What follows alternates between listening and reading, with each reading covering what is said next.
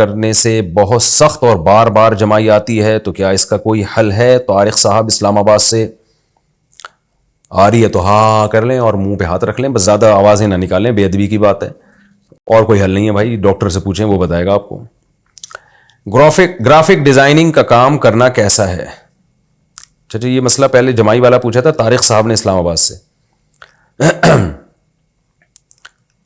Graphic designing کا کام کرنا کیسا ہے؟ گرافک ڈیزائننگ کرنا کیسا ہے اور اس سے پیسے کمانا کیسا ہے؟ جو آن لائن کام کرتے ہیں کیا وہ سب کرنا درست ہے؟ طارق صاحب اسلام آباد سے.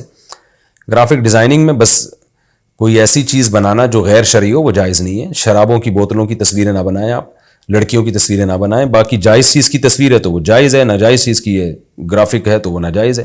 باقی فی نفسی ہی یہ کام جائز ہے، اس سے پیسے کمانا بھی جائز ہے. آن لائن کام کے شرعی حکام، جو آن لائن کام کرتے ہیں کیا وہ درست ہے؟ اس میں حلال و حرام کی کیا تفصیل ہے؟ طارق صاحب اسلام آباد سے. دیکھیں آن لائن کام کرنا درست ہے، لیکن اس میں اب آپ نے بہت ہی وسیع سوال پوچھ لیا ہے، اس میں تو پورا لیکچر دیا جا سکتا ہے. آپ اسپیسیفک کچھ پوچھ لیتے نا کہ یہ طریقہ جائز ہے یا نہیں، تو میرے لیے جواب آسان ہوتا. بہرحال آن لائن ٹریڈنگ میں ایک دو تین چیزوں کا خیال کرنا ضروری ہے. بعض لوگ کیا کرتے ہیں، کسی کی کوئی چیز بکوا رہے ہوتے ہیں آن لائن، تو اس میں یہ شو کرتے ہیں ہماری چیز ہے اور ہم سے خرید لو. وہ بندہ خرید لیتا ہے حالانکہ وہ آپ نے ابھی خریدی نہیں ہوتی، آپ کی ملکیت میں ہی نہیں ہوتی. تو یہ عمل ناجائز ہے. یا تو آپ دو پارٹیوں کے درمیان کمیشن ایجنٹ بنے کہ میں آپ فلاں کی چیز فلاں کو بکوا رہا ہوں اور میں اس میں اتنا کمیشن رکھوں گا. یا آپ سامنے والے کسٹمر سے یہ کہیں کہ یہ پروڈکٹ ہے، یہ تم میں بیچوں گا اتنے کی، بیچ نہیں رہا بیچوں گا، بتاؤ تمہیں قبول ہے؟ اگر قبول ہے تو میں تمہیں جو ہے نا وہ کہیں سے بھی پرچیز کر کے بیچ دوں گا، میں تمہیں اتنے کی دوں گا، کہیں سے بھی لا کے دوں میں، بس یہ میرا ہیڈیک ہے.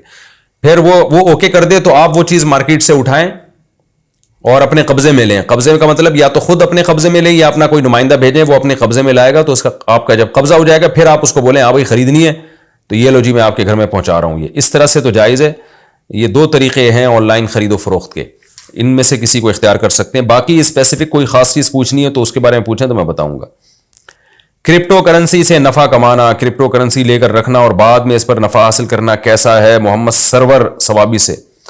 دیکھیں کرپٹو کرنسی بعض چیزیں ایسی ہوتی ہیں علماء اس میں ماہرین سے پوچھ کے ہی رائے دیتے ہیں. کرپٹو کرنسی تو ایک ڈیجیٹل کرنسی ہے نا، یہ نئی چیز ہے، تو ماہرین جو تفصیل بتائیں گے علماء اسی کے مطابق فتویٰ دیں گے. میرے پاس جتنے ماہرین تھے، ڈاکٹر ذیشان صاحب جن کا میں نے انٹرویو انہوں نے میرا لیا تھا، یا پتہ نہیں میں نے ان کا انٹرویو لیا تھا یا دونوں نے ایک دوسرے کا انٹرویو لیا تھا، واللہ عالم. ان کی رائے یہ تھی، انہوں نے جو ہمیں ڈیٹیل بتائی تھی اس کے حساب سے جائز لگ رہا تھا ہمیں، تو ہم نے فتویٰ دیا جائز ہے. لیکن ایک اور بڑے عالم ہیں، عالم سے میری مراد کرپٹو کرنسی کے ماہر، جو میرے پاس ان کا نمبر بھی ہے، میں نام بھی لے لیتا ہوں، تھوڑا سا آپ لوگ ویٹ کریں.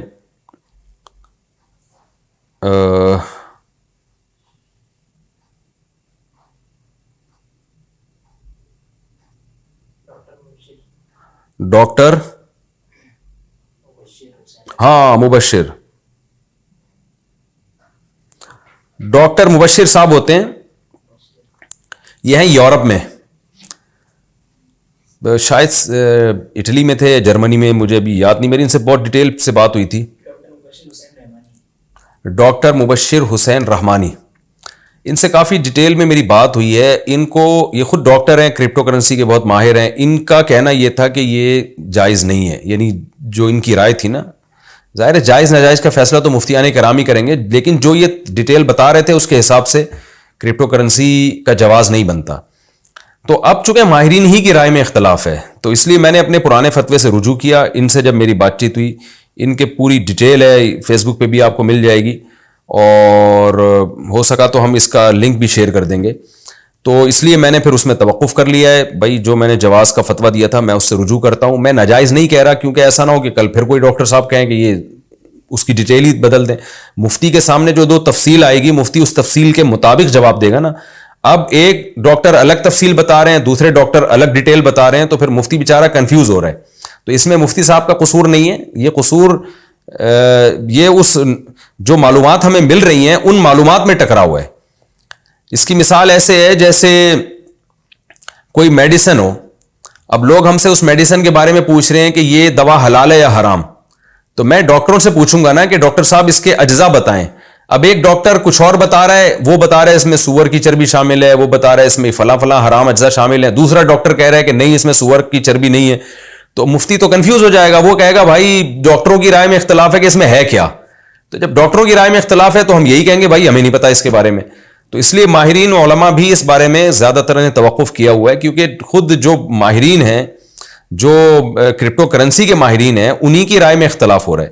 تو اس لیے جب سے ڈاکٹر مبشر رحمانی صاحب سے میرا رابطہ ہوا ہے, وہ اس فیلڈ کے ماہر ہیں, تو اس لیے میں نے توقف کر لیا بھائی جب تک کوئی چیز نکھر کے سامنے نہیں آئے گی 100% کرپٹو کرنسی کے بارے میں, اس وقت تک ہم توقف کریں گے. جامعۃ الرشید میں بھی جو جامعۃ الرشید کا آفیشیل فتویٰ ہے, دارالعلوم کرنگی کا جو آفیشیل فتویٰ ہے وہ بھی یہی ہے.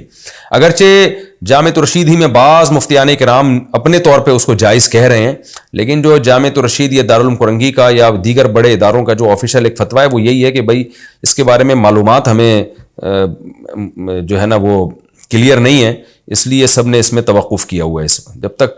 اور دیکھیں الحلال ابین والحرام ابین, حدیث میں آتا ہے حلال بھی واضح حرام بھی واضح, اور کچھ چیزیں مشتبہات میں ہیں. تو بہتر یہی ہے کہ جب تک 100% اس کے جائز ہونے کا یقین نہیں ہوتا, مشتبہات میں تو ہے, بہرحال مشتبہات سے بچنا ہی بہرحال بہتر ہے.